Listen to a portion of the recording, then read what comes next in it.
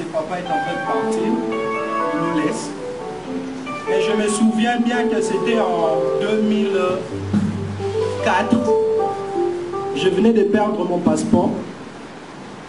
J'avais perdu mon passeport en Inde, je n'avais plus de passeport, plus de documents, même pas une photocopie de visa, rien du tout. Alors j'étais un jour allé à ANI, parce que c'est là où nous avions ne fût-ce que déposé de copies. Arrivé à ANI, on dit, monsieur, on n'a pas un document de vous, on n'a que la photocopie de votre passeport.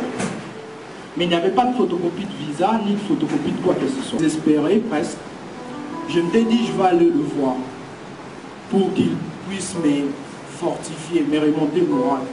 Beaucoup de gens dans la communauté connaissent cette histoire. Je suis arrivé, parce qu'à cette époque-là, j'habitais vers Saket. Je suis arrivé à un rond-point ici. Un esprit me dit, retourne à ANI. Mais je revenais de ANI, on m'a dit qu'il n'y avait pas de passeport. Mais j'avais l'intention d'aller le voir à la maison. J'arrive à ce rond-point, je demande au rickshaw-maître de retourner à ANI. Je pleurais même, parce que je n'avais plus de documents, donc je savais que j'allais être arrêté sûrement.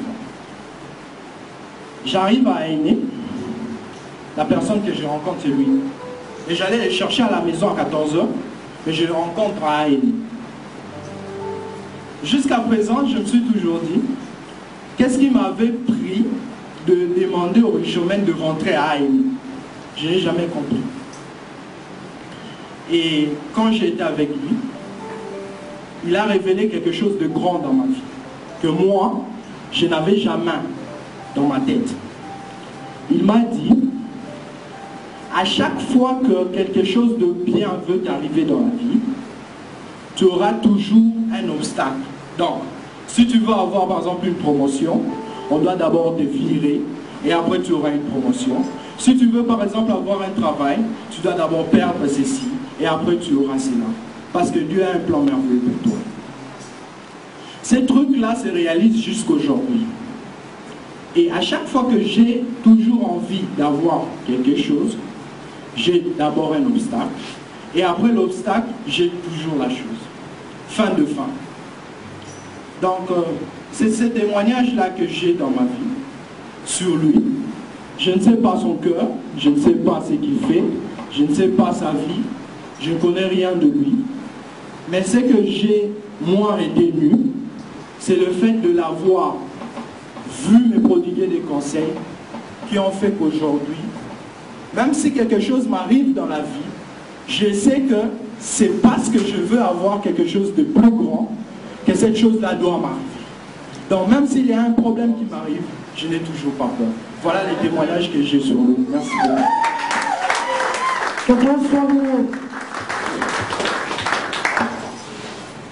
Sur la route de Maïs, ces deux personnes se retrouvaient, ils marchaient.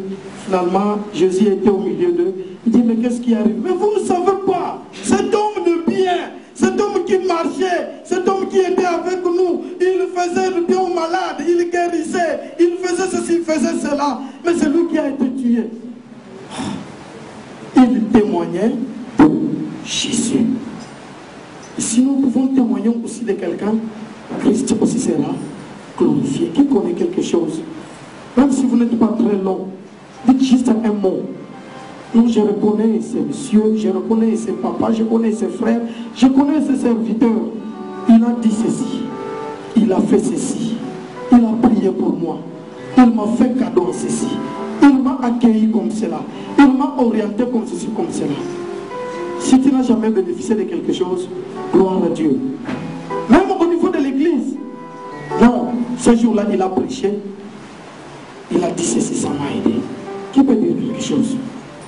Moi, si je vais dire une chose à propos de Papa Capé, moi je ne l'appelle pas Pasteur Capé, moi je l'appelle Papa Capé. C'est pas pour rien que je l'appelle ici, c'est parce que c'est vraiment un père de famille. Moi je peux dire que Papa Capé, c'est un bon père pour moi. À part mon père au Congo, je peux dire que ici à Delhi, c'est Papa Capé. Même pour m'installer ici à Delhi, c'est Papa Capé qui m'a vraiment aidé, même toute ma famille, tout le monde qui qui me connaissaient à cela. Papa Kapi m'a beaucoup aidé. Je me rappelle encore un jeudi, le jour de prière, Papa Kapi s'est absenté à l'église pour m'aider à aménager ma maison ici à l'île. Donc c'est un bon père pour moi. Même sa famille, même maman Alpha, même ses enfants, c'est vraiment une famille très accueillante. En tout cas, j'aime. Donc, c'est vraiment, il va vraiment me manquer. Donc même si je ne viens pas à l'église, mais Papa Kapi, son souci pour ça, il m'appelle 2 fois pour savoir pourquoi je suis absentée à l'église. Vraiment pour moi c'est un bon père. En tout cas, même les madames aussi.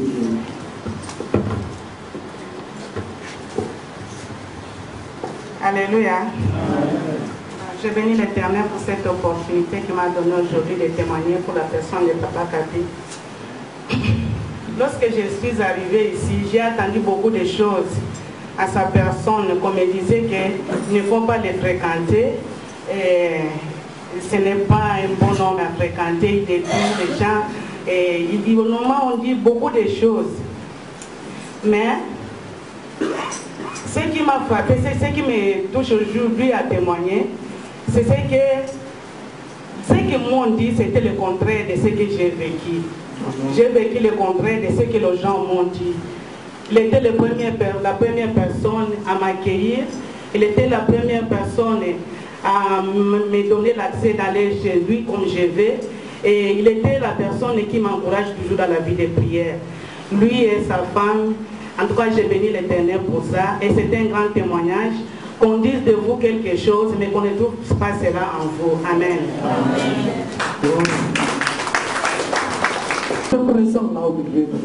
Alléluia. Vraiment, ça fait vraiment trop mal. En ce moment d'entendre parler qu'un vrai père, Papa Kapi, est en train de me quitter. Ce que je peux témoigner vraiment de sa part, c'est un papa qui m'a vraiment soutenu et aidé vraiment à être dynamique dans l'église. Aujourd'hui, vous pouvez me voir être debout à l'extérieur, là derrière, pour donner peut-être de la place ici aux gens. Parfois, il y a eu des moments difficiles de se dire vraiment il faut arrêter avec ce boulot. Mais c'est grâce à Papa Kapi, avec ses conseils pour me soutenir. Et comme il a été toujours dynamique dans son travail, il vient à temps, comme étant pasteur, il s'humilie parfois même il met ses chaises ici pour que nos chrétiens nous verrons et puis pour se mettre. Vraiment, c'est un exemple à suivre. J'ai suivi, j'ai compris que vraiment, il ne faut pas se dire que je suis toujours chef. C'est au contraire le chef qui doit servir. Il nous a servi. Et vraiment, c'est un exemple que je dois suivre. Je suis vraiment aimé. Je ne sais pas si je trouverai encore un père comme ça. Et je sais par la grâce de Dieu, on en trouvera toujours. Il m'a aidé dans tous les plans. Il y a des moments difficiles que j'ai passés à délier. Parfois même manquer quelque chose de mettre sur la dent. Mais Papa Kapi va vous soutenir, non mon fils. Dieu va faire encore et il fera toujours. L'Éternel nous doit toujours soutenir. Et sa famille. Que l'Éternel puisse bénir sa famille. Amen. Amen.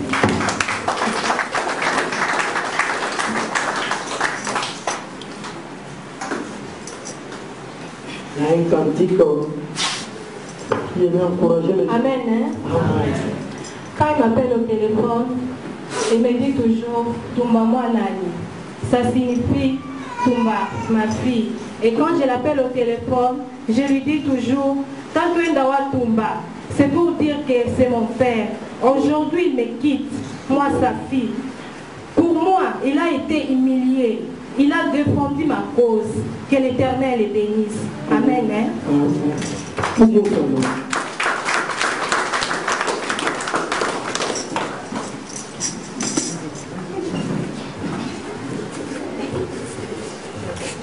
Alléluia. Ngana benga kaya vie musée. Musée nangai. Na kantina madeko bana de stop kelage. Mais si quand on a la souffrance pour nos enfants, on a passe mingi pendant 4 ans pour nous simba tasa on a passe mingi. Kasi Papa Kapi asa komi kitisa. Ok de utika na marché.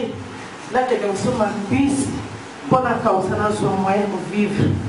na tika mosi na ye na bana famille na ye na kouta le stop de l'âge ake tika nga ba marché nyonso na tikanga nake esomba mbisi akotinga na riksho alobi na mosi na riksho tika ye place te akikosema na regrete mingi mose nasepeli mpe mingi kasi soki tosalelaki nzambe na ndenge ya malamu tokokutana na paradis obe tokutana sikola kumbama amen.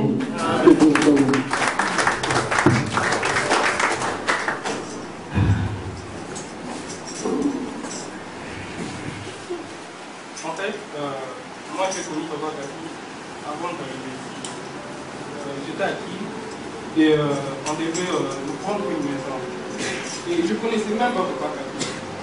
Mais je me demande jusqu'en ces jours pourquoi il s'était porté garant de prendre une maison pour moi alors que je ne connaissais pas. Et on vient me raconter qu'ici à Pays, c'était toujours difficile d'avoir des maisons. Mais Papa Kapi, malgré ses souffrances, il y a quand même une maison pour moi. Et en arrivant ici, c'est vrai que j'avais bien de moyens. Mais il s'est porté garant de me prendre en charge pendant 3 mois. Et j'ai mangé chez lui. Et quand je suis arrivé ici, je voulais bien servir l'Éternel. Mais deux fois, il m'arrivait des moments où j'étais fatigué. Il arrivait deux fois, il me disait, mais mon fils, si tu ne viens pas à l'église, je veux commencer à te taper. Je me demandais, parce que moi, en fait, mon père ne m'a jamais frappé. Je venais deux fois chez vous et je lui disais, moi, mon père à qui ne m'a jamais frappé. Mais pourquoi moi je viendrais si le bac à me frapper? Il n'a pas le droit de faire cela. Et quand j'allais me concerter avec Dongolo, il me disait deux fois, il faut juste comprendre, c'est qu'il t'aime beaucoup. Et il voulait simplement que je sois actif dans l'église. Et tout cela, c'était simplement pour mon bien-être. Simplement pour son bien-être, il voulait simplement qu'il soit actif dans l'église. Je sais pourquoi dire, mais seulement, Papa Kapi, sachez que moi, je vous aime du fond du cœur. Pour tout ce que vous avez fait pour moi, je vous demande merci. C'est vraiment difficile de le dire, mais pour moi, vous avez été plus qu'un père. Je sais comment vous qualifier. Merci pour tout. Pour le support, votre femme, je n'en parle même pas. Vos enfants, je n'en parle même pas. Et aujourd'hui, je suis habité avec les autres. Parce que moi, en fait, quand j'étais acquis, j'étais toujours seul. Je ne fréquentais pas les gens. Je n'allais jamais chez les gens. Mais quand je suis venu chez Papa Kapi, je sais ce qu'était l'importance des autres aujourd'hui.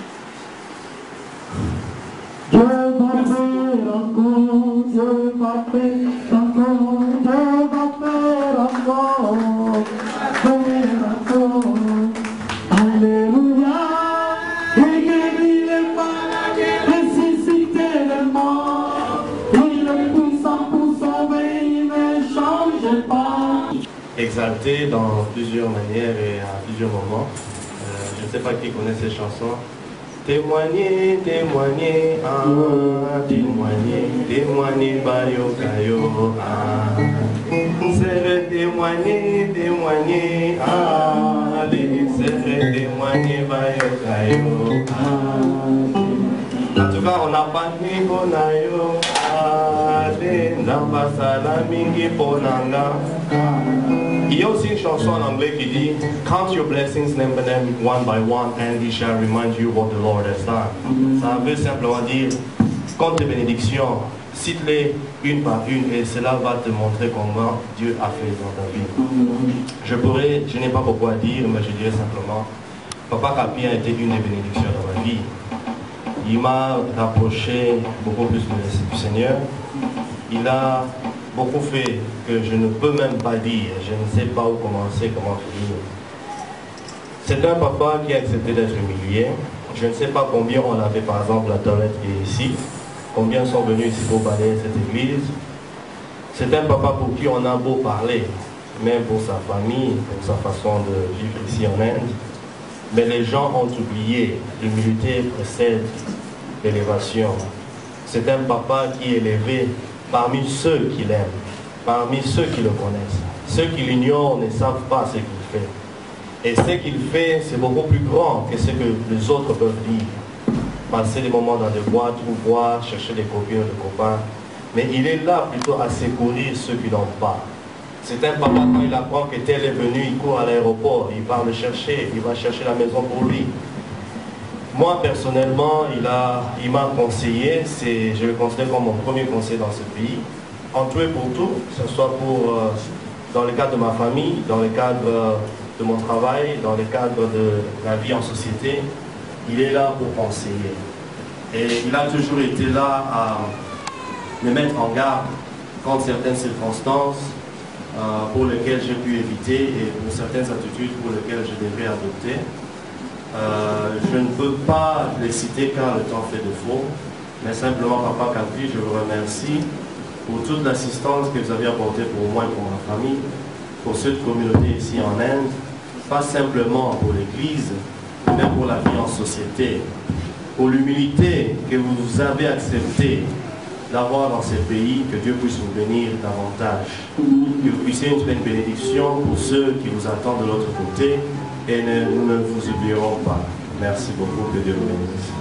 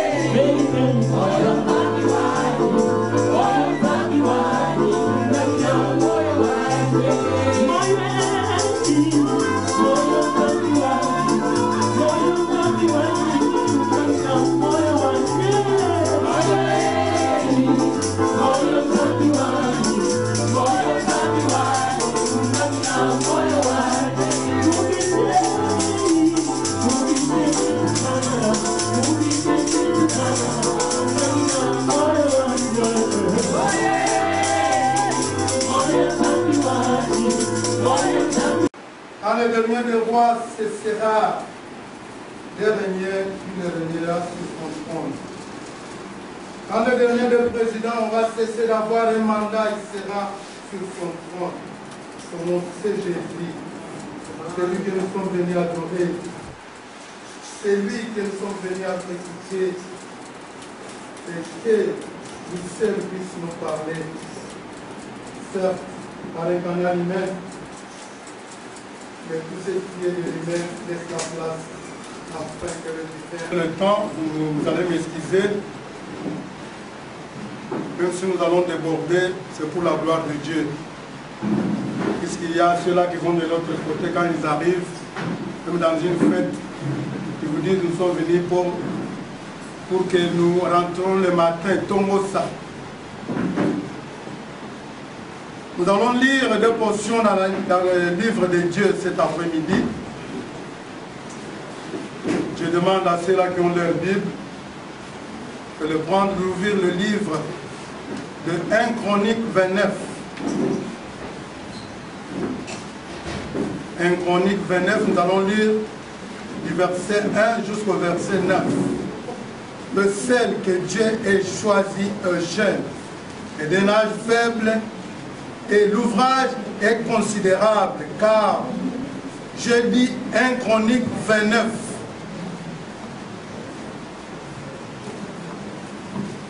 Car ce palais n'est pas pour un homme, mais il est pour l'Éternel Dieu. J'ai mis toutes mes forces à préparer pour la maison de mon Dieu, de l'or pour ce qui doit être de l'or, de l'argent pour ce qui doit être d'argent, de l'airain pour ce qui doit être d'airain, du fer pour ce qui doit être de fer, et du bois pour ce qui doit être de bois, des pierres d'onyx et de pierres d'enchâssé, des pierres brillantes et de diverses couleurs, toutes sortes de pierres précieuses et du marbre blanc en quantité. De plus, dans mon attachement pour la maison de mon Dieu, je donne à la maison de mon Dieu l'or et l'argent que je possède en propre, outre tout ce que j'ai préparé pour la maison du sanctuaire. 3000 talents d'or d'Ophir et 7000 talents d'argent épiré pour revêtir des parois des bâtiments.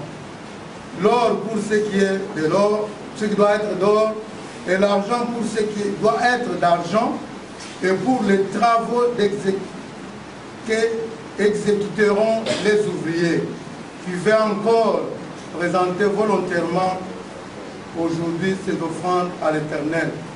Le chef des maisons paternelles, les chefs des tribus d'Israël, les chefs des milliers et des centaines et les intendants du roi firent volontairement des offrandes. Ils donnèrent pour les services de la maison de Dieu 5000 talents d'or, 10 000 d'aric, 10 000 talents d'argent, 18 000 talents d'airain et 100 000 talents de fer. Ceux qui possédaient des pierres les livrèrent pour les trésors de la maison de l'Éternel entre les mains des Jéhiel, des Gershonites. Le peuple se réjouit de leur offrande volontaire, car c'est avec un cœur bien disposé qu'il le faisait à l'Éternel, et le roi David a eu aussi une grande joie. Amen. Amen. Ils ont encore Ésaïe 39.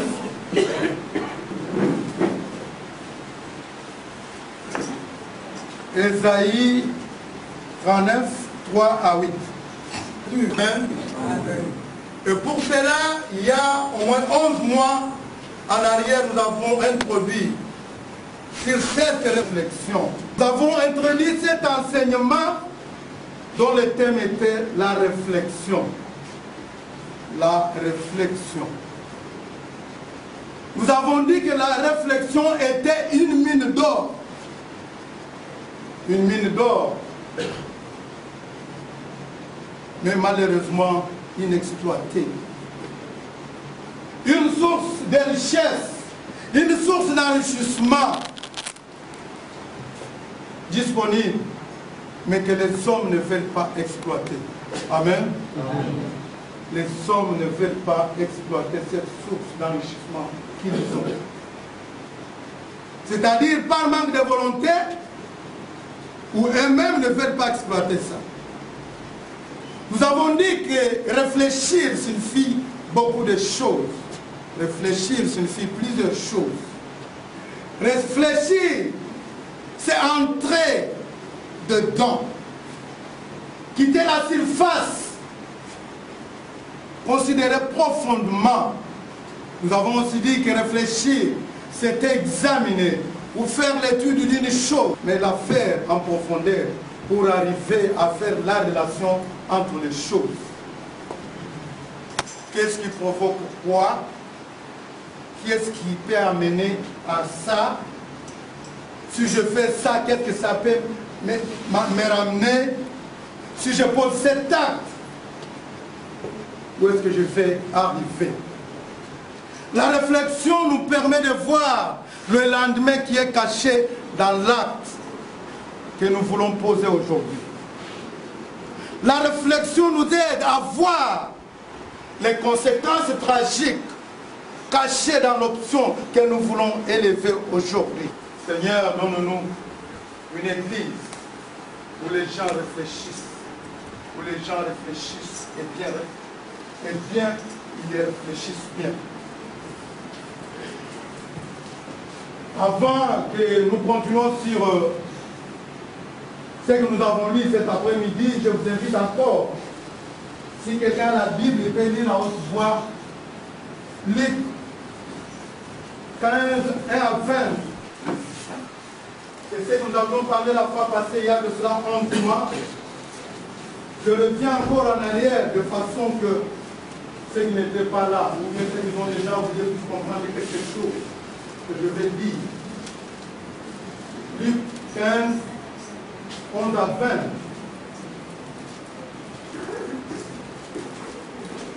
Nous disons au nom du Seigneur. Il dit encore, un homme avait 2 fils. Le plus jeune dit à son père, « Mon père, donne-moi la part de bien qui doit me revenir. » Et le père leur partagea fils, ayant tout ramassé, partit pour un pays éloigné où il dissipa son bien en vivant dans la débauche. Lorsqu'il eut tout dépensé, une grande famine survint dans ce pays et il commença à se trouver dans le besoin.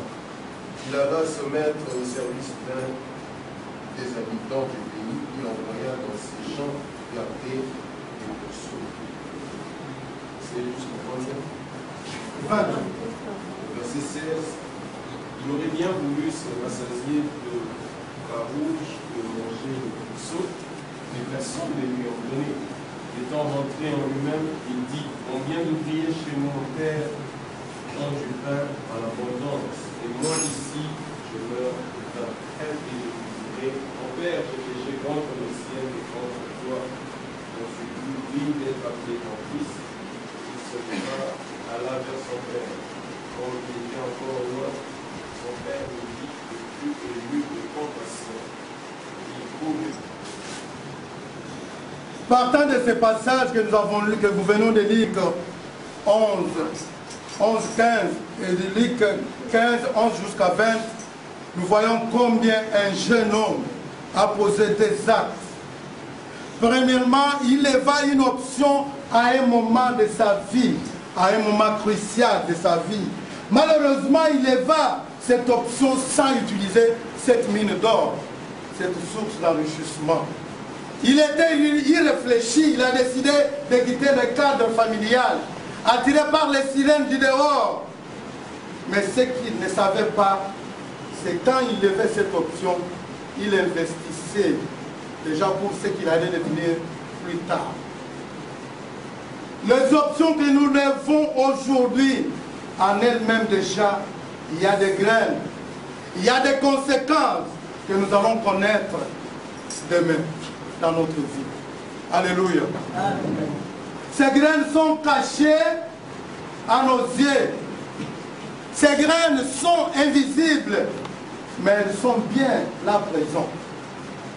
Quand ce jeune homme a dit « je vais partir, je vais aller m'amuser », il ne savait pas qu'il investissait déjà pour les larmes, il investissait pour les déregrets et il investissait pour la déchéance. Il va connaître plus tard. Homme, femme, j'aimerais vous dire cet après-midi, à semence. Et quand nous semons, nous devons nous attendre à moissonner. Quand nous lisons Genèse 8, 22, la Bible dit ceci: tant que la terre subsistera, le semail et la moisson, le froid et la chaleur, l'été et l'hiver, le jour et la nuit ne cesseront jamais. Chacun de nos actes, chacune de nos options que nous levons, chacun de nos choix que nous faisons d'une manière irréfléchie, d'une manière réfléchie à ces graines. Soit notre joie de demain, soit notre regret de demain. Je l'ai toujours dit et je le dirai toujours, les phrases pleines de tristesse que l'homme aura prononcées un jour, si je le savais, ce sont les actes que nous faisons du jour au jour. Amen. Amen. C'est-à-dire, les Kinois disent Soko na yebaki. Soko na yebaki, na lingana salaboité. Si je le savais, je ne pouvais pas faire ça. Je ne pouvais pas lever cette option. Mais je le dirai toujours, l'usine qui fabrique si je l'avais su que je pourrais prononcer un jour, ce sont les actes que nous sommes en train de poser aujourd'hui. Ce qui n'a pas dit, si je le savais, je ne pouvais pas le faire. Mais avant de le faire, est-ce que tu as fait? Réfléchis. Puisque tu as une mine d'or que tu ne peux pas exploiter, c'est pourquoi cette situation va t'arriver. L'usine qui fabrique, si je le savais, ce sont les actes que nous posons aujourd'hui, ce sont les options que nous levons aujourd'hui, et ce sont nos choix d'aujourd'hui. Paul reviendra plus tard et dit dans Galates 6, 7, ne vous y trompez pas. Amen. Amen. Ne vous y trompez pas, car on ne se moque pas de Dieu. C'est que l'homme aura semé, il le moissonnera. Et il est bien parti très loin pour dire encore, celui qui sème pour la chair, moissonnera de la chair la corruption. Mais celui qui sème pour l'esprit, moissonnera de l'esprit la vie éternelle. Amen. Amen. Si tu sèmes pour la corruption, si tu sèmes, je ne sais quoi, ce que tu peux faire, sache qu'un jour, tu vas les récolter. Il dit, on ne se moque pas de Dieu. Cet homme a semé par un choix, ce jeune homme a semé par un acte, mais son choix était irréfléchi. Il a mentionné la tristesse, il a mentionné la déchéance. Mais Dieu merci, si le premier acte a été irréfléchi, il a fini même quand même par se ressaisir à un certain moment. Il était au plus bas de sa vie. La Bible dit qu'il est rentré en lui. Il a reconnu sa faute, il est rentré en lui. Il est rentré en lui-même. Une autre version dit, il considéra profondément sa situation. Malgré les conséquences qu'il subissait, il est réfléchi quand même. Il dit, les mercenaires dans la maison de mon père ont de la nourriture en abondance. Il a fait la relation entre les choses. Et puis finalement, il dit, j'ai péché contre Dieu, et j'ai péché contre le ciel. Et puis, il lève une option. Il dit, je me lèverai. J'irai vers mon père. Je dois estimer ma bêtise que je fais. Je dois assumer la bêtise de mon choix. Il est parti. C'est une manière de dire à mon père que j'ai été irréfléchi. Je n'ai pas pu faire l'usage de la réflexion avant de partir. Voilà ce que j'ai moissonné. Voilà, Père, ce que j'ai moissonné. Les deux portions que nous venons de lire dans Chronique et dans Isaïe, on nous parle de deux personnalités. On nous parle de deux rois. On nous parle de David. On nous parle d'Ézéchias. Je voudrais que chacun de nous puisse se poser une question cet après-midi. Qui suis-je?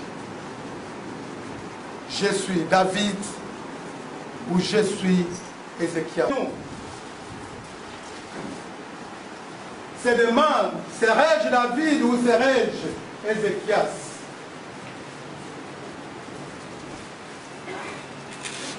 C'est que nous avons lu,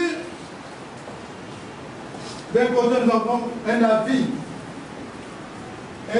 qui se trouve au soir de sa vie, un David qui a au-delà de 70 ans, un David qui est déjà dans un état de vieillesse. On peut s'étonner, il y a certaines personnes à 70 ans qui ont quand même la force. Et David, à cet âge, il était déjà fatigué. Mais on peut comprendre très tôt dans sa vie, quand jeune, son corps a été sollicité par toutes sortes d'exercices. Il avait 17 ans, 18 ans, 19 ans, quand il a dit, fuir Saül, et devenir un maquisard. Ne mangez pas à sa faim, ne mangez pas à des herbes. Qu'est-ce qu'il mangeait? Il passait ses nuits dans des cavernes. Il passait ses nuits dans des rochers. L'eau qu'il buvait sûrement était de la rosée qu'il pouvait recueillir le matin. Voilà, il est au soir de sa vie. Car très tôt, comme je l'ai dit, il a cessé d'être un homme normal, puisqu'il vivait dans la bourse. Quand nous lisons un roi, nous pouvons lire, c'est lui qui peut trouver un roi, chapitre 1, verset 1 jusqu'à 2. Le livre des rois, un roi, chapitre 1, verset 1 jusqu'à 2. C'est lui qui a trouvé Péli.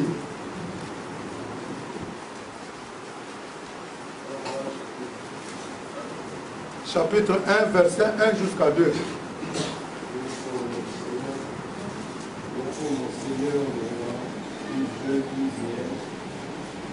Devant le roi, et le soir, et ses couches dans le sein, et mon Seigneur le roi se rejetera. Si on est en train de nous présenter la vieillesse de David dans des termes très forts, et on est loin d'un jeune homme beau et blond, dont la Bible nous parle au début de son histoire. D'autres versions disent que le roi David était très âgé. On l'avait beau envelopper de couvertures, il n'arrivait plus à se réchauffer.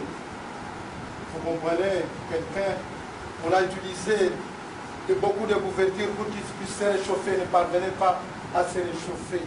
Il était vraiment très vieilli et il avait un âge très avancé.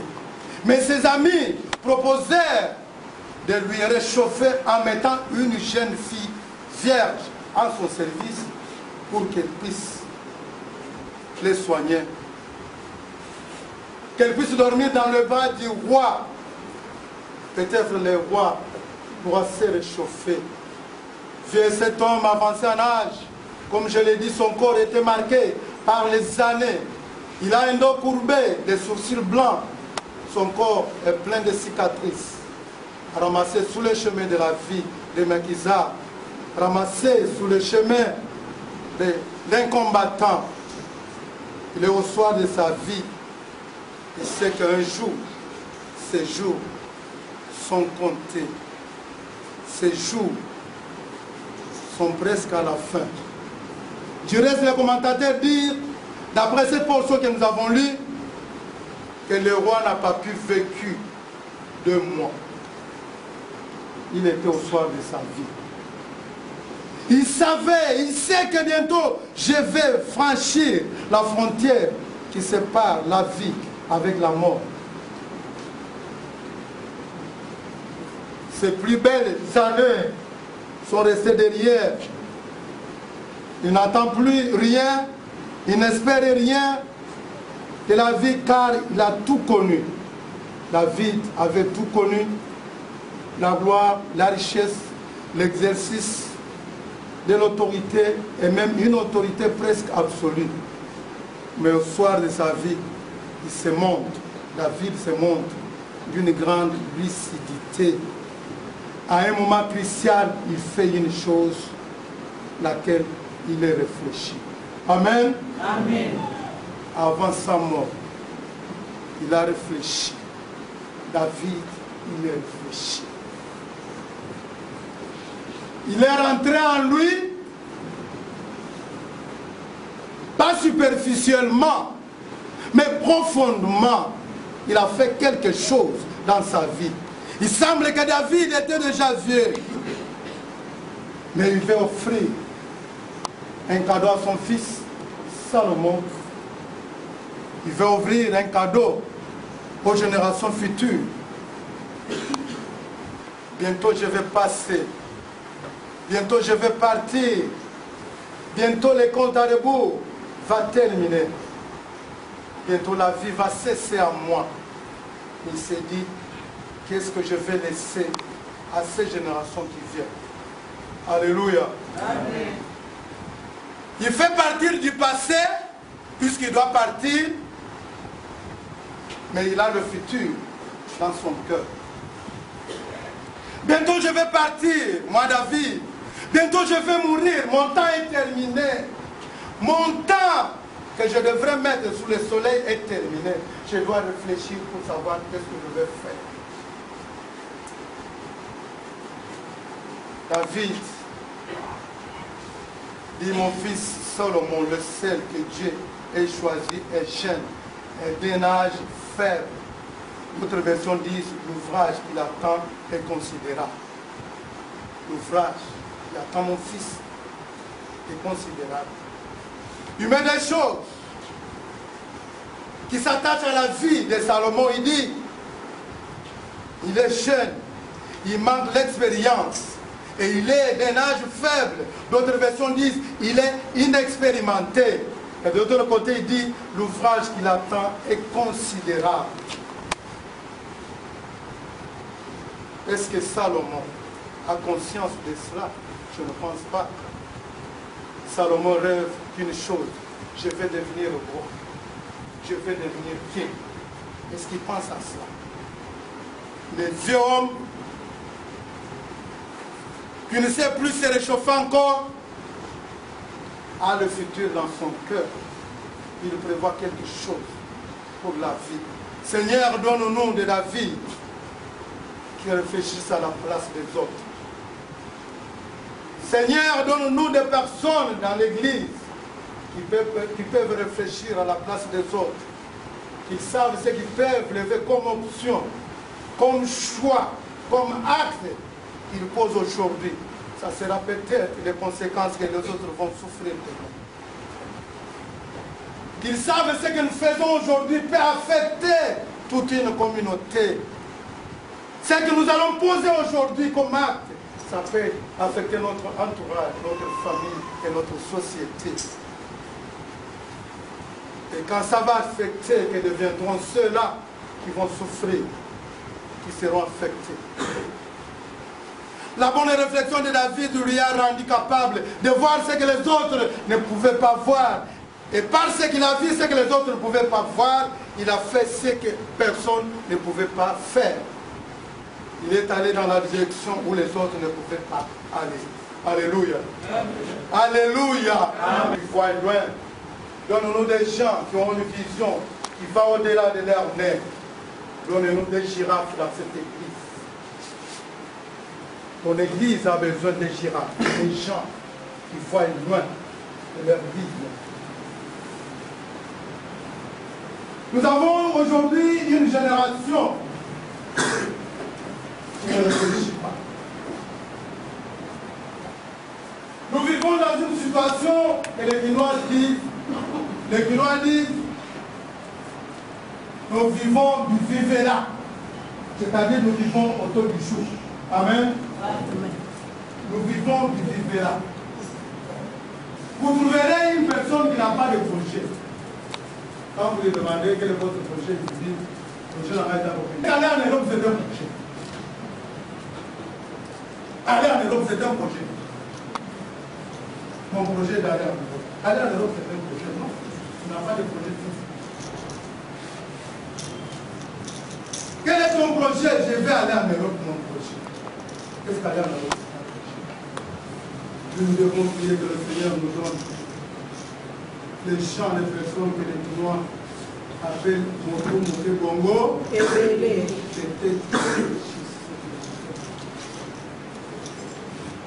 David a réfléchi. Sa réflexion lui a amené à poser des actes. Il est rentré dans lui. Il est allé puiser dans une mine d'or qui a été inexploitée. Cette mine qui contenait des richesses, des sources d'enrichissement. Que les hommes, vous et moi, nous ne voulons pas exploiter.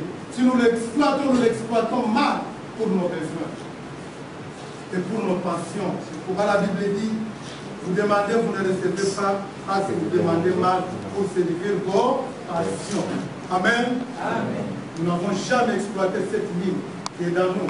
Et un cadeau que l'Éternel nous a donné pour en faire usage. Et si nous voulons l'exploiter, nous l'exploitons pleinement. David a réfléchi, sa réflexion lui a amené à poser des actes. La Bible dit qu'il a préparé tout ce qu'il fallait. Il dit qu'il y a certaines choses pour préparer l'avenir des autres. L'avenir de tes enfants, l'avenir de ton entourage, l'avenir de tes parents qui disent je me prie. Même si je ne serai pas là, même si je vais mourir, je vais préparer quelque chose pour cette génération qui viendra.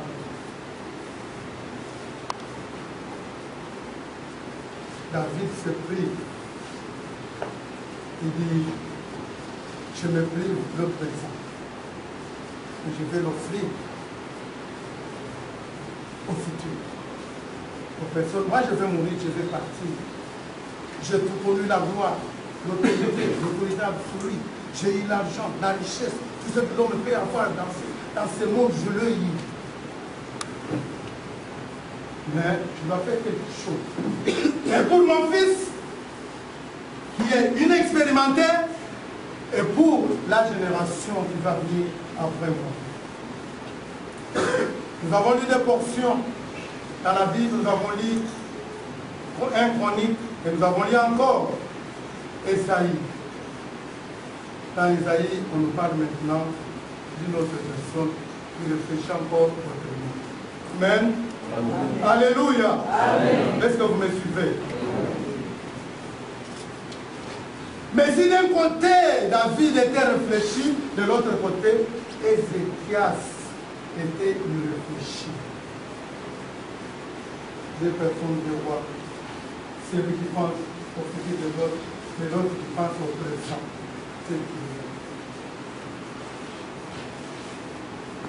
Lui dit, il ne réfléchit pas. Ézéchias ne réfléchit pas, ou alors il ne réfléchissait mal. Pour Ézéchias, seul le présent, seul son époque compte. Demain, ce que les autres vont connaître ne l'intéresse pas. Demain, ce que les autres vont vivre ne lui dit rien. De quoi est-il question? Ézéchias était malade. Il était touché par la grâce de Dieu et fut guéri. Il a reçu les visiteurs et les a amenés dans des endroits où il ne pouvait pas les amener. Il les a amenés dans son trésor, dans sa chambre à coucher, dans son trésor public, là où cachait ses forces, là où il cachait ses puissances. Il est allé dévoiler le secret du pays. Il a montré aux étrangers les gens qui pouvaient l'écraser un jour. Les gens qui pouvaient, même s'ils n'étaient pas là, prendre la captivité le peuple d'Israël. Quand il a fait ça, l'Éternel était mécontent de ce qu'Ézéchias avait fait. L'Éternel envoya son prophète. Esaïe, il posa la question, qui sont ces gens qui sont venus? Et tu les as amenés jusqu'où Ézéchias était sincère. Il dit, je les ai amenés pour qu'ils voient toute la gloire que j'avais, toute la richesse que j'avais. Et au verset 5, la sentence sort de la bouche du porte-parole de Dieu. Lisons encore Ésaïe 39, 5 à 7.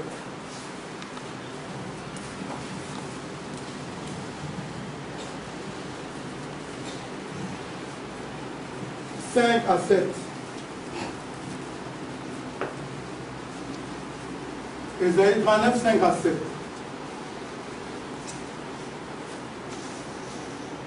La Bible dit ceci alors, Ésaïe dit à Ézéchias, écoute la parole de l'Éternel des armées. Voici les temps viendront dans ta maison, et ce que tes pères ont amassé jusqu'à ce jour, il n'en restera rien, dit l'Éternel. Et l'on prendra de tes fils qui seront sortis de toi et qui aura engendré, que tu auras engendré pour en faire devenir dans la maison, dans le palais du roi de Babylone.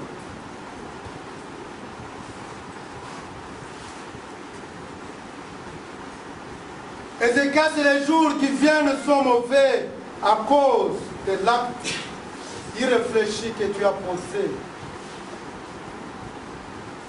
d'amener ces gens et voir ce que tu gardes. Tu les as amenés dans des endroits où ils ne pouvaient pas visiter, tu les as fait visiter. Le paix de Dieu et les faits sur cette nation, sur ce pays.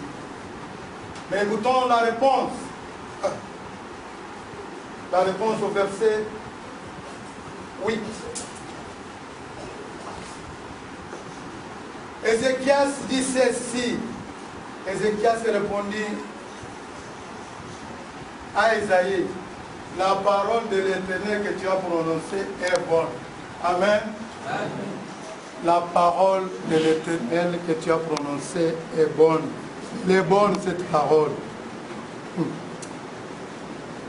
Car, ajoute-t-il, il y aura paix et sécurité pendant ma vie. Amen. Amen. La parole que tu as prononcée est bonne. Elle est bonne, cette parole. Quand Esaïe cherche à comprendre pourquoi cette parole est bonne, Ézéchias dit, il continue, parce qu'il y aura paix et sécurité pendant ma vie. Heureusement, quand ces choses arriveront, quand on va prendre ces enfants, mes fils, les gens de mon pays, ceux que mes pères ont laissés, on va les emporter. Moi, je ne serai pas là. Amen. Amen. Amen. Quand David réfléchit pour le futur, Ézéchias réfléchit pour le présent. Il dit, cette parole que l'Éternel a dit, elle est bonne. Je l'accepte. Je les ai montrés pendant que moi je suis vivant. Tant que moi je suis roi, il y aura paix et sécurité. Ce qui viendra après moi, ça ne me concerne pas.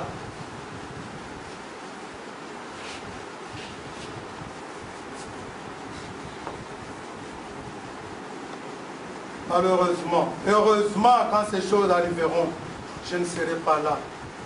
C'est la doctrine d'Ézéchias. Ézéchias, le lendemain, seront mauvais.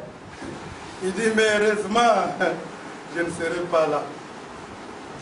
Ézéchias, ça sera terrible demain. Heureusement, je ne serai pas là. Dans notre pays, le feu Mobutu a dit, avant moi c'était le chaos. Après moi, ça sera le déluge. Nous en souffrons aujourd'hui. Il n'avait pas prévu, il n'avait pas utilisé, il n'avait pas fait l'usage d'une mine d'or qui était dans sa tête. Il n'avait pas préparé quelque chose pour que la génération qui viendra puisse être dans une vie heureuse.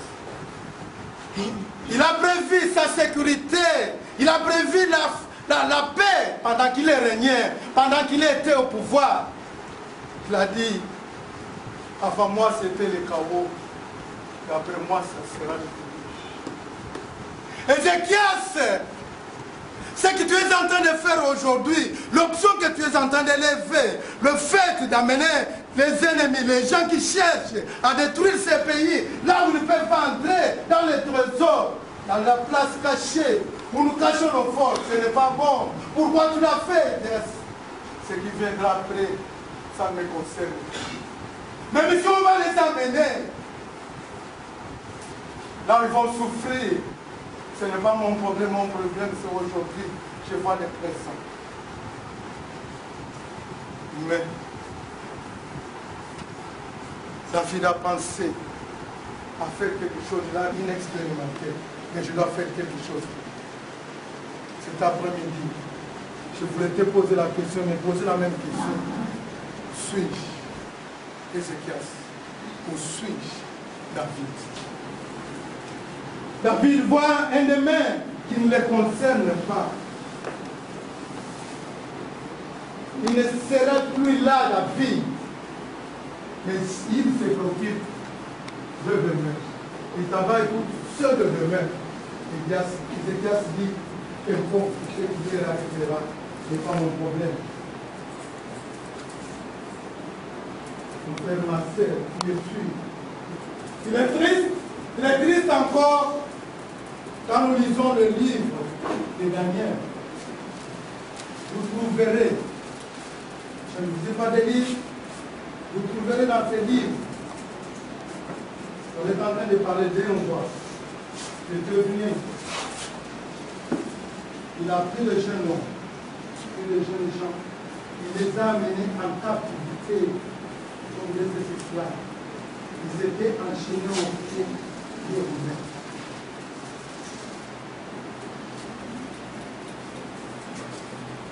Ils étaient amenés dans un pays étranger. Eux-mêmes ne comprenaient pas ce qui est arrivé. Mais il est récolté le fruit de la semence d'Ézéchias. Amen. Amen. Alléluia. Amen. Sache que, moi je dois le savoir aujourd'hui, l'option que je suis en train d'élever aujourd'hui peut détruire une communauté. Est-ce que les gens, à ton absence, parlent de toi? Que disent certaines personnes du milieu de la société, dans la société que tu as vécue, dans ta famille, dans ton entourage?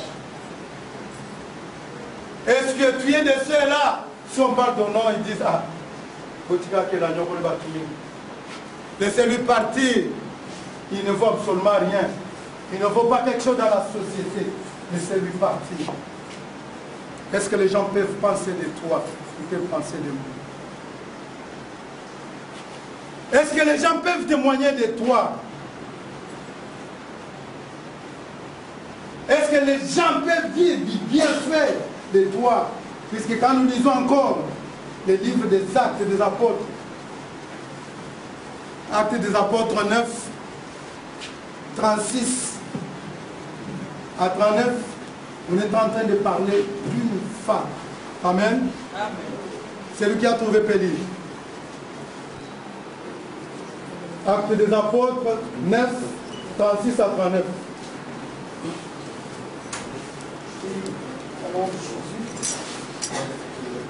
À Jaffa vivait une femme, disciple du Seigneur, nommée Tabitha, en grec Dorcas. Elle venait en aide aux pauvres, enceintes. À cette époque, elle tomba malade et mourut. Après avoir fait sa toilette funèbre, on la déposa dans la chambre, au premier étage de sa maison. Or, Jaffa est tout près de Lydda. Et les disciples avaient appris que Pierre se trouvait là. Ils lui envoyèrent donc 2 hommes. Dépêche-toi de venir chez nous. Pierre le suivit aussitôt. À son arrivée, on le conduisit dans la chambre. Toutes les veuves l'accueillirent en pleurant et lui montrèrent les robes et autres vêtements que Tabitha avait confectionnés quand elle était encore de l'heure. Amen. On a pleuré. Toutes les veuves femmes ont pleuré à cause de la mort de Tabitha Dorcas, qui était morte. Quand Pierre est venu, qu'est-ce qu'on a montré à Pierre? Malgré qu'il y avait le cadavre dans la maison, on a montré les œuvres que Tabitha avait fait. Elle pleurait avec les tuniques à main. Il montrait à Pierre, voilà ce que cette femme a fait de nous, bon, puisqu'elle est morte aujourd'hui. S'il y a possibilité si tu peux faire quelque chose, si tu peux dire à ton Dieu que cette femme puisse ressusciter. Puisque les gens, ton entourage, peuvent parler de toi. Est-ce qu'ils peuvent parler de moi en mon absence? Aujourd'hui, en Israël, à Jérusalem, il y a un mur qu'on appelle mur de lamentation. Mais ce mur de lamentation, c'est parmi les parties des murs du temple que Salomon avait construit. Pour ceux-là qui ont été en Israël, ou peut-être vous avez eu des informations sur Israël, tout le monde qui est passé par là, il écrit ses requêtes. On nous enseigne, même Bill Clinton en avait écrit. Tu cherches là où il y a un trou, tu écris les requêtes, tu vas le poser là-bas, toute personne qui n'avait même pas connu Salomon, qui avait construit ce temple, quand ils font là-bas, ils reconnaissent que quelqu'un est passé par ici. Amen. Amen. Mais si les gens voient Salomon, c'est que derrière Salomon, il y a celui qui a préparé pour que Salomon puisse construire. C'est David. Il y a David qui a mis toutes les forces. David qui a pensé à la vie future. Or que lui passait déjà. Ses années étaient déjà terminées. Sa vie était déjà terminée. David ne pouvait rien faire puisqu'il savait qu'il avait déjà un dos courbé. Il pouvait dire, je ne peux rien faire puisque je ne suis même pas capable de me réchauffer. On me couvre de couverture, je ne parviens pas à me réchauffer. Je vais mourir bientôt. Mais il a réfléchi à faire quelque chose. Lui qui appartenait au passé, mais il a pensé au futur. Mais Ézéchias qui était présent, malgré tout ce qu'il avait, il a dit, ce qui viendra après moi ne me concerne pas. Même si on va les attacher au bras, les lier, les emporter dans un autre pays, ce n'est pas mon problème. Les personnes qui ont réfléchi, qui fait. Je termine par poser la même question. Qui es-tu? Qui suis-je? Je suis David ou je suis Ézéchias. Que chacun de nous ne puisse pas rester superficiellement. Que chacun de nous puisse entrer dans lui. Qu'il puisse étudier profondément. Qu'il puisse faire l'étude, examiner sa situation. Qu'il puisse examiner ce qu'il est. Est-ce qu'il pense? C'est ça qu'il est en train de poser. Est-ce qu'il pense? Il est réfléchi. Tout ce qu'il fait, il rentre dans lui. Il va puiser dans la mine qu'il possède, qui n'est pas exploité, quelque chose de Dieu. Pose la question, qui suis-je? Je suis Ézéchias ou je suis David? Prions.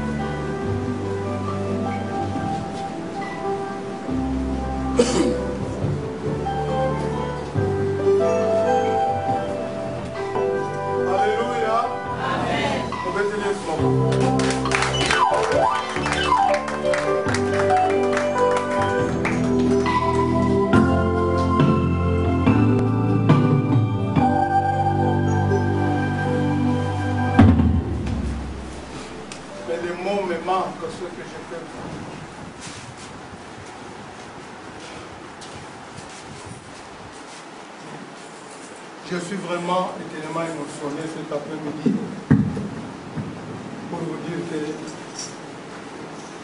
officiellement je suis parti officieusement, je suis avec vous.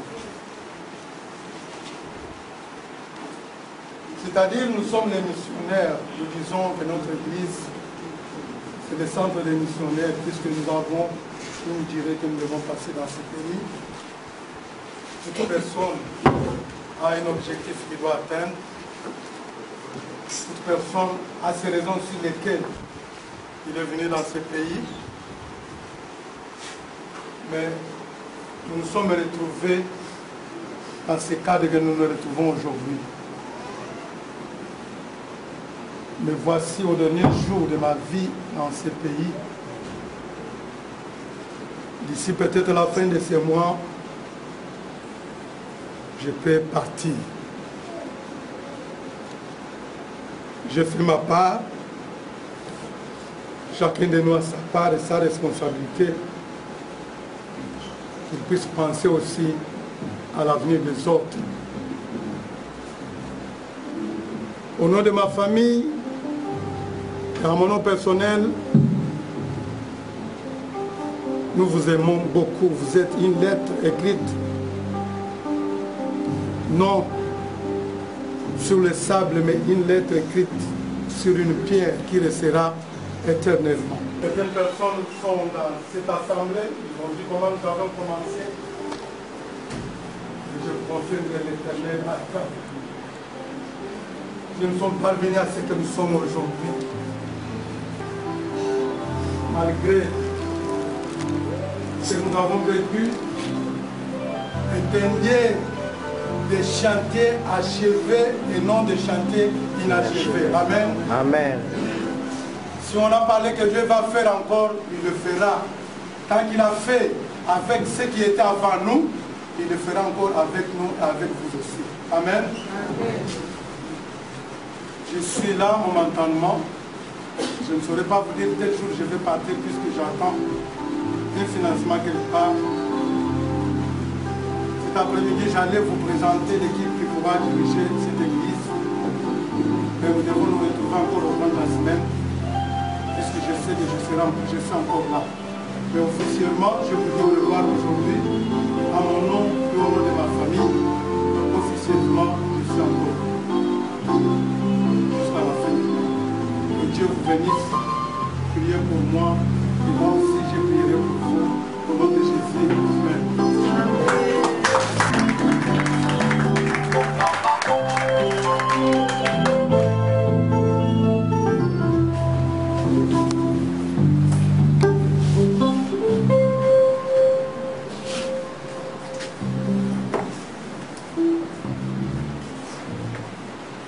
Je suis très content. Mais il est vrai que quand vous vous retrouvez en famille et que vous voyez quelqu'un qui est avec vous veut vous quitter, et ça entraîne des émotions parce que personne n'accepte la séparation. Plutôt nous acceptons plus d'être à tout moment ensemble, vivant toujours ensemble.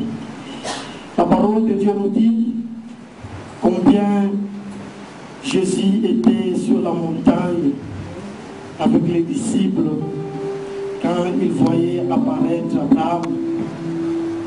Il voyait plutôt apparaître Moïse et Élie dans la gloire. Finalement, Pierre s'exclamant pour Dieu. Cela serait encore mieux que nous puissions rester ici. Nous allons construire 3 tentes. Un pour toi, un pour Élie et l'autre pour Moïse. Mais il n'a même pas pensé à lui-même et le reste de ses amis s'ils peuvent avoir encore une autre tente. Cette sœur leur a poussé à connaître et à comprendre combien cela était beau de vivre la présence de Dieu ensemble, quand nous sommes tous ensemble unis. Gloire à Dieu pour la parole de Dieu qui a été annoncée aujourd'hui. Soyons des David. La pierre a été jetée à nous tous. Comme les Congolais aiment plus dire que la balle est jetée dans votre camp. Non, la balle est jetée dans notre camp. Qu'est-ce que j'ai fait pour l'avancement de cette église? Qu'est-ce que j'ai contribué? C'est depuis très longtemps que l'Éternel frappe à la porte. Il toque, il dit, viens, j'ai besoin de toi, je t'appelle. que tu es, venez à moi tel que tu es. L'Éternel veut que tu puisses travailler dans sa moisson. Il veut que toi aussi tu puisses apporter une part. Ce n'est pas mon problème. Le demain ne me regarde pas. Ou ceux qui diront que construisons car le demain, l'Éternel bénira ceux qui sont là. Amen. Hein? Amen. Il y a des gens qui sont tellement épicés. Amen. Que Dieu soit loué, nous allons glorifier l'Éternel. Nous allons donner nos offrandes. Et juste après, nous dirons les annonces que nous allons terminer. Bien-aimés, si nous pouvons chanter pour la gloire de Dieu, levons-nous. Dans la maison de l'Éternel, le même vide. Apportez à la maison du trésor ce qui nous est dû. Pour lesquels...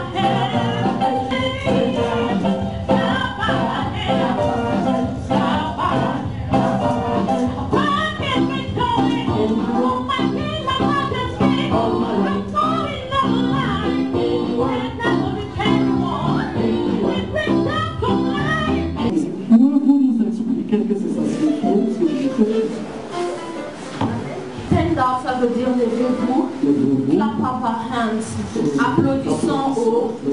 Et dans la chanson, c'est ma chanson en fait, c'est dire I work into the glory, je me relève dans la gloire de mon roi, ma majesté. Il n'a jamais menti, il n'a jamais trahi quelqu'un. Il relève la poussière et il donne la vie, il donne la guérison à ceux qui sont malades. Si ton Dieu ne parle pas, essaye le mien. Si ton Dieu ne peut pas, essaye le mien. Si ton Dieu ne bouge pas, essaye le mien. Je vous appelle sœurs et frères. Venez prier avec moi. Je vous appelle vieux et enfants. Venez, bougeons dans la gloire de Dieu. Applaudissons pour Dieu pour lui. C'est-à-dire qu'on a encore repris stand up. Come on.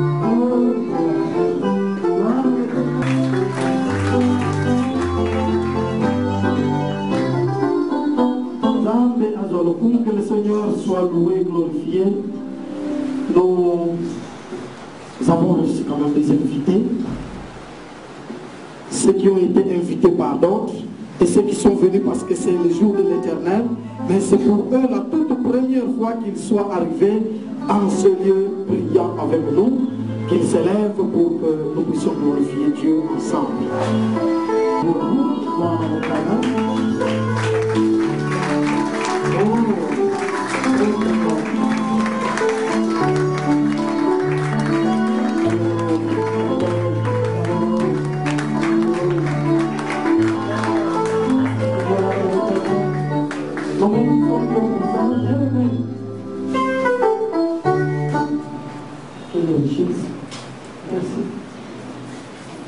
Bien-aimés, nous sommes très contents et joyeux de vous recevoir dans la maison de l'Éternel. Pas dans la maison d'une personne, mais dans la maison de l'Éternel. C'est cette forme-là que nous retirons. Donc, tant plus qu'il appartient à l'Éternel, la place vous appartient parce que l'Éternel a besoin de vous dans sa maison. Amen. Hein? Chaque dimanche, venez frères, glorifions et louons Dieu ensemble en ce lieu. Et si vous avez d'autres places où vous vous réunissez, apportez aussi et nos bénédictions là où vous rendez grâce à Dieu. Que l'Éternel vous bénisse, frères et sœurs. Parce que quelqu'un m'a dit, il faut toujours dire sœurs aussi. Frères et sœurs, que l'Éternel vous bénisse. Vous pouvez vous asseoir. Nous rendons aussi grâce à Dieu à plusieurs bien-aimés qui sont depuis très longtemps, ils nous ont visités. Aujourd'hui, nous les avons vus aussi. Nous louons Dieu pour eux. Nous rendons aussi grâce pour les bien-aimés qui ont voyagé, qui sont rentrés. Nous avons vu de face derrière et un peu devant.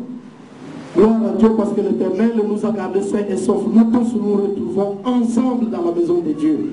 Que Dieu soit loué. Nous allons terminer ce moment. Avant qu'on termine, nous aimerons informer que le mardi, il y a réunion des mamans. Chères mamans et jeunes sœurs, nous sommes tournés de ce côté parce qu'ici, il n'y a pas de maman. C'est vrai qu'il y a aussi des papas derrière, mais comprenez d'abord les mamans. Dieu a besoin de vous. Ce n'est pas une personne, mais c'est Dieu qui a besoin de vous. Quelles que soient vos préoccupations, le temps et tout ce que vous pouvez avoir comme horaire et vos occupations, si vous pouvez employer, arranger de votre temps pour être là le mardi, afin d'avoir des moments ensemble et de partager la parole de Dieu pour grandir aussi dans la foi chrétienne. Et aider, car derrière Jésus, il y avait des femmes qui servaient aussi. Dans l'ombre, ils servaient. Dans le ministère aujourd'hui, nous voyons plusieurs femmes qui travaillent beaucoup sérieusement, mais dans l'ombre, elles nous aident pour la croissance de l'Église. La prédication qui a été ici serait du David ou Ézéchiel. Venez, frères, même maman, venez. Le jour de jeudi, nous avons besoin des frères et des sœurs. C'est un jour de l'intercession. Il n'y a pas de ministère sans la prière. Sinon, nous viendrons, nous faisons du théâtre, quelqu'un passe, il parle et c'est passé. Nous rentrons, nous n'allons rien retenir, nous ne grandissons pas. Mais pour que l'Église puisse grandir, il faut de l'intercession. Qui peut intercéder, c'est moi et toi, frère, ensemble pour la gloire de Dieu. Et le dimanche prochain, nous nous invitons encore pour être là, nous tous glorifions l'Éternel ensemble. Nous rendons grâce à Dieu pour un de nos bien-aimés qui a perdu son papa. Hier, il y a ceux qui ont été là. Hier, et si vous avez le temps, passez voir votre frère Carl. Je le dis dans ce que je passons le voir. Il est chez Papa Kapi là-bas. Passez réellement. Passez du temps avec la personne. C'est tellement important. Nous sommes une famille.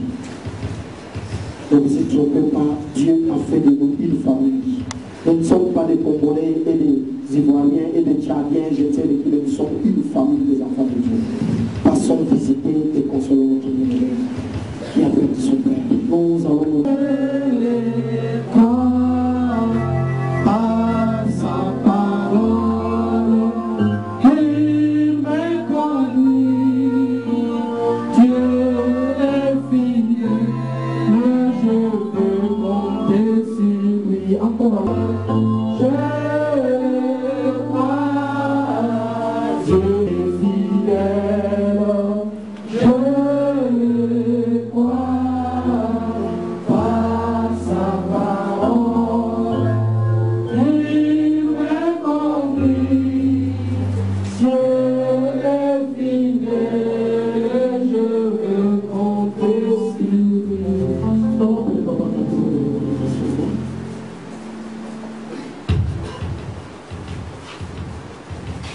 Nous te rendons grâce éternelle désormais. Nous te disons encore merci cet après-midi pour tout ce que tu es en train de faire pour nous. Tout ce que tu as fait et tout ce que tu feras encore de nous.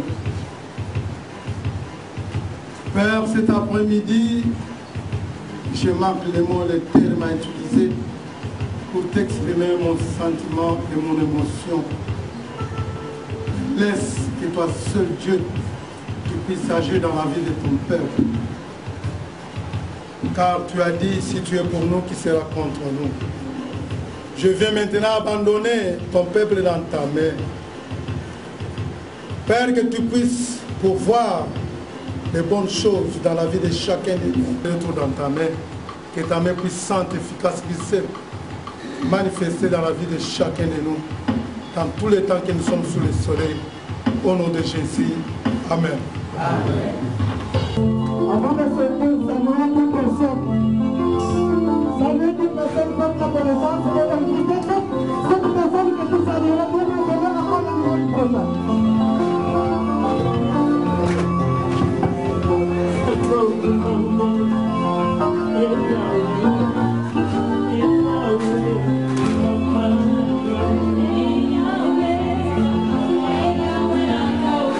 Amen.